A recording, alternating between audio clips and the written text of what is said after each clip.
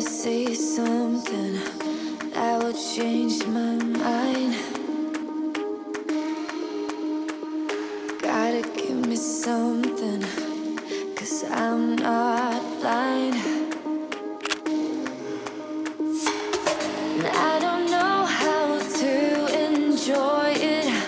Every time you tell me it's not there, I suppose that we won't stand a chance. We won't stand a chance.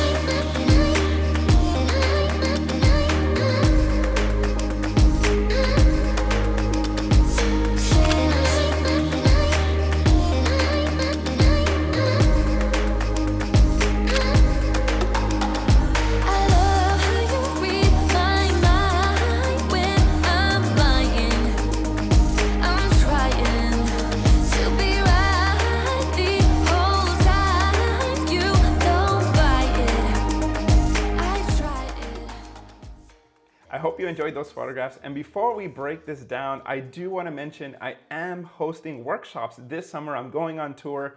I'll be heading to Chicago, Dallas, New York, and California. And if you're interested in learning from me in person, it's going to be a 2-day workshop where day 1, we're going to focus all about lighting. And day 2, we're going to focus all on editing. And if that's something you're interested in and you want more information, I'm going to leave a link in the description. Now you know what time it is. It's time to break this down and let's cover todo el pedo. Step number 1 is location scouting. And this one's very important in my process because I want to find a location that's going to provide a lot of color in the background as well as interesting bokeh opportunities.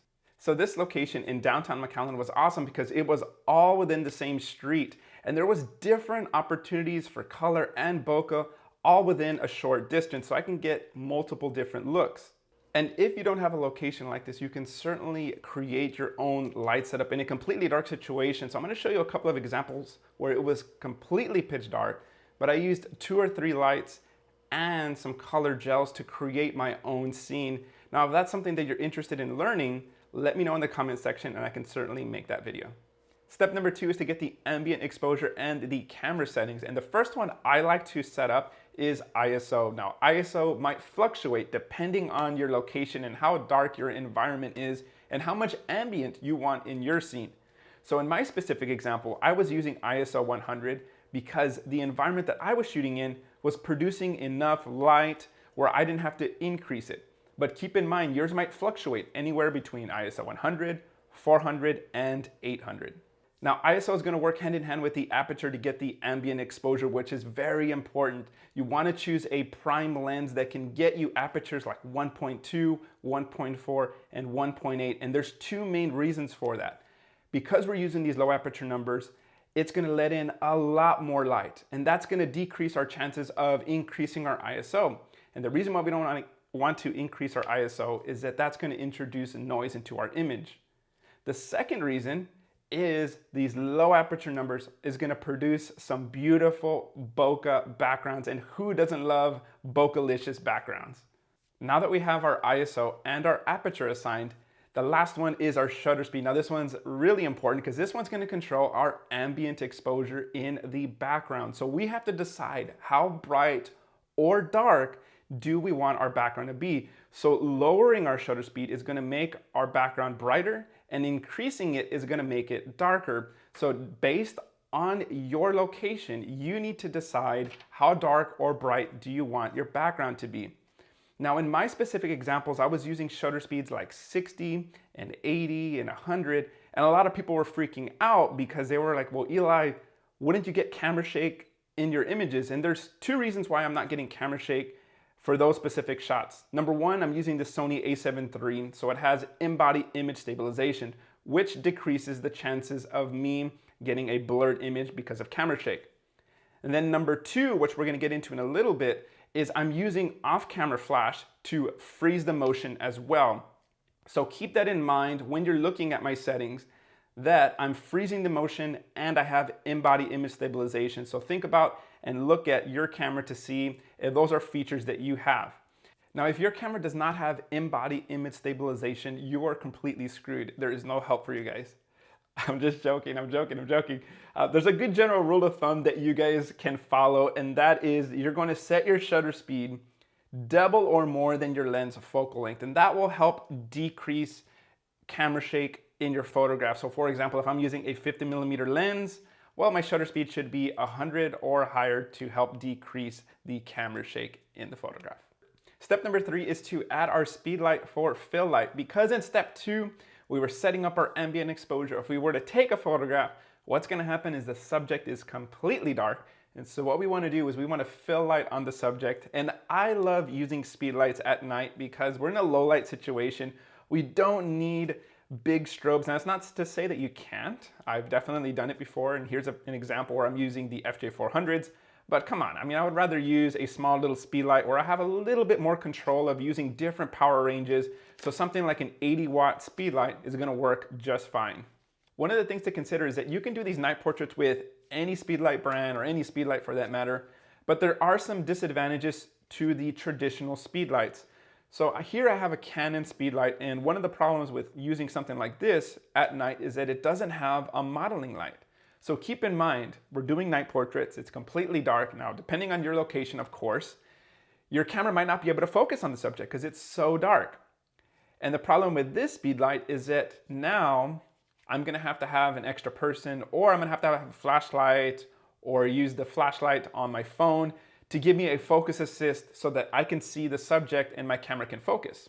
The speed light that I use is the Westcott FJ80, and what I love about it is that it does have a built-in modeling light. So if I go here and I turn this on, I can turn this on with my trigger, by the way. I just go to the menu option and I just push the little lamp icon. And what this does is that it will now have a modeling light.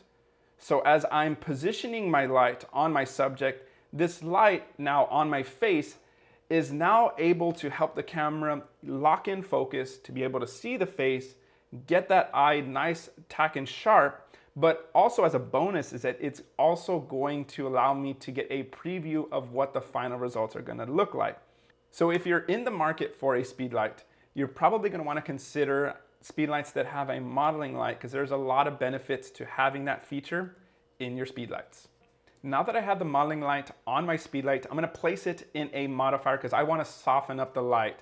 And the modifier that I used for these portraits was the Westcott Deep Umbrella, the 43-inch with the white interior.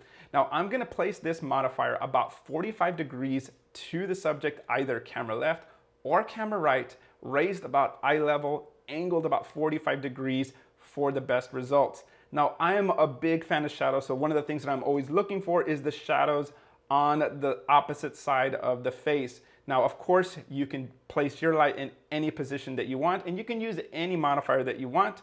But in this case, on these examples, I'm using that as my key light.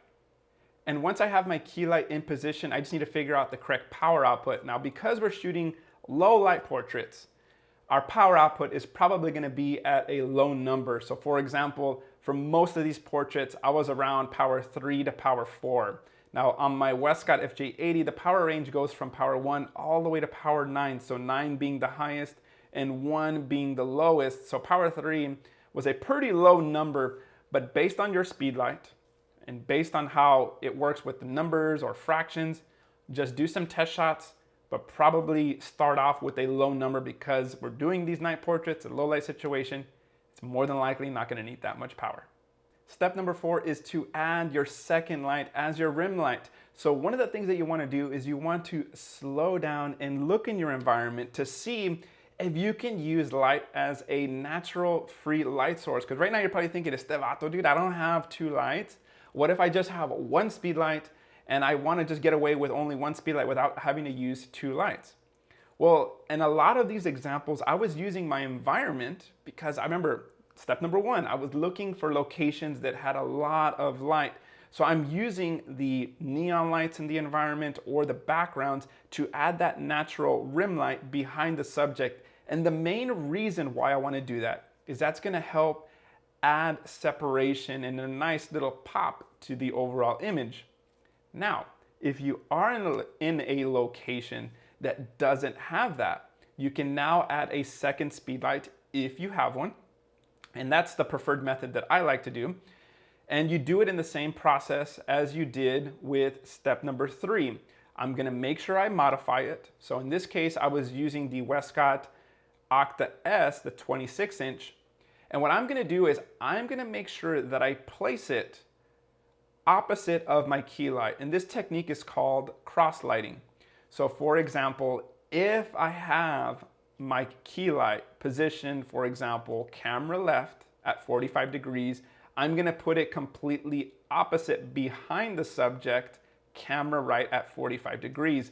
And what this is gonna allow me to do is create this nice separation and this nice rim light for my portraits. So here's an example of where I only used one light, but as my rim light, I looked in my environment and I use it as a free light source, so whether that's neon lights or a background light, as my rim light for separation. And then here's an example where I used 2 lights, where I didn't have that opportunity in my environment to add that natural free rim light, so I just added a second speed light for that nice separation. Step number 5 is the final results, and as you're looking at these pictures, consider the focal length that you want to use for your night portraits. So on these portraits, I was using the Sigma 35mm 1.2, and I was using the Sigma 105 1.4. And the focal length, you can use any focal length that you want, really. But if you love bokeh-licious backgrounds and you want the best bokeh you can get, you're gonna wanna use higher focal lengths, things like the 85mm, the 105, and the 135. But as you know me, I'm a 35mm kind of guy. I love including my environment. You can certainly use a 35mm or a 50mm.